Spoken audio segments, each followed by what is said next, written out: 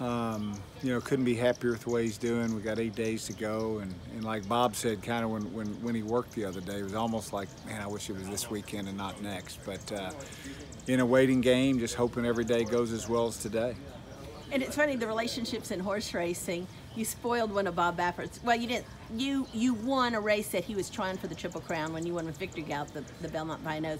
And then you've also teamed with Steve Asmussen for WinStar to win a Belmont with Creator. And now he's trying to win this Belmont and Justify. You thought just sort of on how that. It's fun. You know, it's a great thing about the horse business is everybody is it's a close knit family, and you know, you're trying to compete against each other. You're trying to win, but you also have relationships with people, so that even if you don't win, you feel okay about it, and that's kind of the backside's a close place. And another thing I missed was Bill Mott. He also won a Belmont for Jan Drosselmeyer, and now he has Hofburg. So that's true. It's all connected. So when you like watching Justify out there, were you watching the other horses too? Yeah, Tenfold looks great. I thought Tenfold looked well, and I didn't see Bravazzo today, but I did.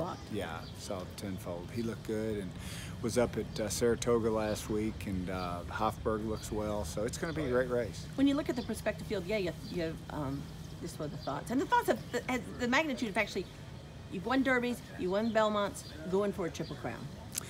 Well, you know, I was asked that yesterday. I guess, you know, winning the Derby to me is kind of the height of it. I can't imagine it getting any better than that, but we'll see what the Triple Crown feels like. I know it's still pretty calm.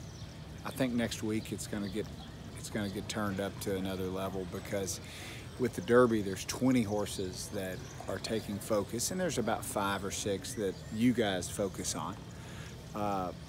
When we're coming to the Triple Crown, I think a lot of the 80% of the attention is going to be on Justified, so it's going to get pretty crazy next week. But you know, I don't see it as any different than trying to win the Derby. I really don't. Just if you could put a sort of a neutral hat on to somebody who's been around racing your whole life, what are the attributes in Justify that you like for the Belmont Stakes?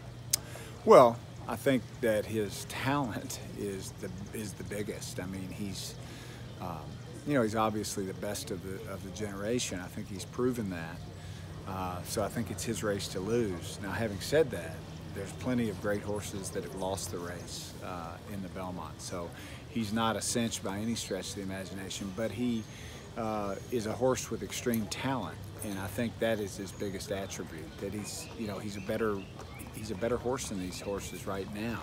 So with that being said, will the 3 weeks, how will that play into it? How will the 1.5 miles play into it? The great thing about the Triple Crown is there's always these variables, and that's what makes horse racing great, and that's why there's going to be 10 or 12 horses load up against him to try to beat him, and that's what it's all about.